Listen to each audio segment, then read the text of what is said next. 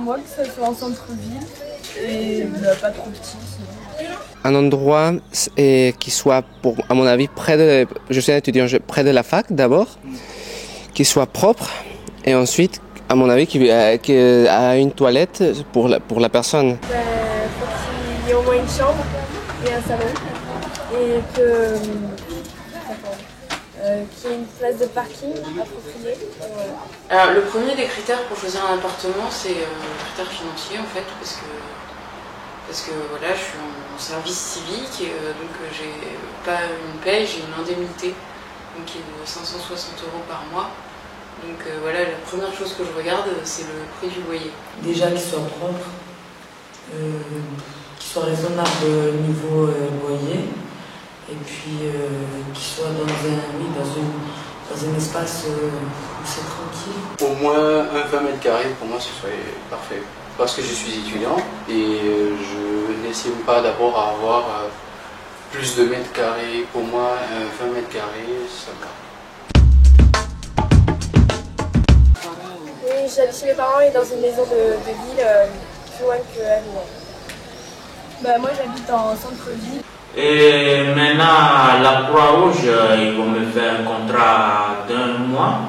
Et après, ils vont voir comme ma évolution, mes étapes à étapes. Et après, peut-être, ils vont me faire 6 mois du contrat. J'habite dans un T1 de 18,6 mètres carrés et j'habite seul. Et pourquoi vous avez choisi d'habiter seul? Habiter seul car c'est la première fois que j'habite loin de mes parents et je préfère de commencer à habiter seul et commencer à voir comment c'est vivre seul sans quelqu'un. Alors actuellement je suis en sous-location, même si c'est une pratique illégale et c'est pas la première fois que je le fais parce que j'ai eu que des emplois précaires et que j'étais pas assurée de rester là où je vis. Donc je me voyais pas m'engager sur un bail. C'est hyper compliqué. Au départ de mon pays, on m'a dit bon, quand tu arrives en France, il n'y aura pas de souci pour le logement. Et quand je suis arrivé, j'étais très étonné. Parce que mon pays ne m'a pas suivi en fait dans la procédure de logement, il ne m'a pas suivi. Et là, j'ai eu des complications pendant presque 2 mois. J'étais chez un ami et ça s'est pas très bien passé. Et après, je devais partir, il m'a donné environ presque 2 à 3 semaines de chercher un autre logement. Et là, ça a été difficile. Et comme par hasard, je passais dans le coin et là j'ai vu résidence des Clichy. Je me suis dit bon, je vais essayer de demander. Écoutez, j'ai eu un logement en HLM, donc j'ai eu de la chance, j'avoue, parce qu'il y a beaucoup de monde qui attend beaucoup de temps pour avoir un logement en HLM, mais il n'est pas du tout aux normes. Donc j'avais les salles et puis je l'ai eu par rapport à une amie en fait, qui travaillait avec les logements. Déjà commencé à payer un peu tout ce qui est électricité, l'eau, tout ça, donc ouais, je pense que c'est la plus grande partie, c'est le plus gros problème. Alors moi cette année je suis plus étudiante, je continue d'être garantie par mes parents parce que de toute façon sinon je pourrais pas trouver le logement. Mais ça bloque complètement. Parce qu'ils me voient comme une jeune active qui est en dessous du seuil de pauvreté. Alors que la situation n'a pas changé, je suis garantie par mes parents.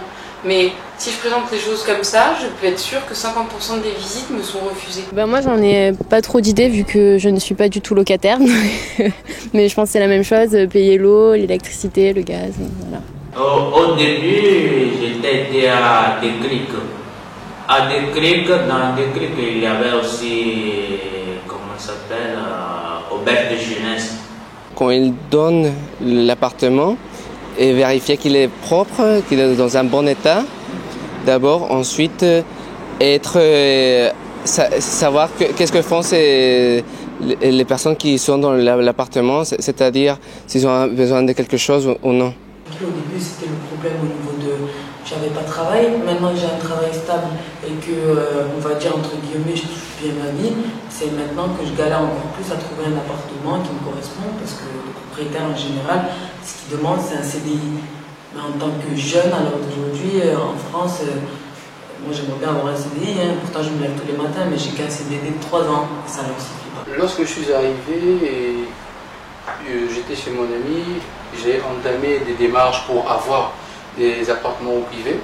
Et bien là, j'ai été confronté au fait d'avoir un garant. Je ne savais même pas qu'est-ce que ça devait dire. Et là, on me disait non, le garant devait avoir 2 à 3 fois le montant du loyer. Ben, j'étais très étonné parce que je connais personne ici. Et je me suis dit, mais qui je vais aller voir pour pouvoir être mon garant. Et là, c'était complètement une barrière. Je ne pouvais pas continuer la procédure pour pouvoir avoir un logement. Le logement idéal, je pense que c'est la propriété en fait. Parce que déjà c'est la liberté, c'est un peu la réalisation de soi parce que c'est quelque chose qui nous appartient. Et puis c'est surtout le moment où on arrête de gaspiller son argent, quoi. Parce qu'un loyer, il ne faut pas se leurrer. C'est ce qui nous coûte le plus cher par mois, mais c'est aussi ce qui est le plus immatériel et inutile, c'est vraiment de l'argent mis à la poubelle. Bah, une maison en ville, ouais, avec une piscine. Dans une résidence privée, je pense. Parce qu'au moins on a la sécurité, puis on dort tranquille avec la conscience tranquille. La voiture, on ne se dit pas qu'on va nous la brûler ou on va nous la donner. Et moi personnellement, depuis que je suis là-bas, je suis encore plus frustrée que quand j'étais en centre-ville d'Avignon. Ça doit être un espace, à mon avis, plutôt grand, 20 mètres carrés, avec une petite cuisine suffisamment grande pour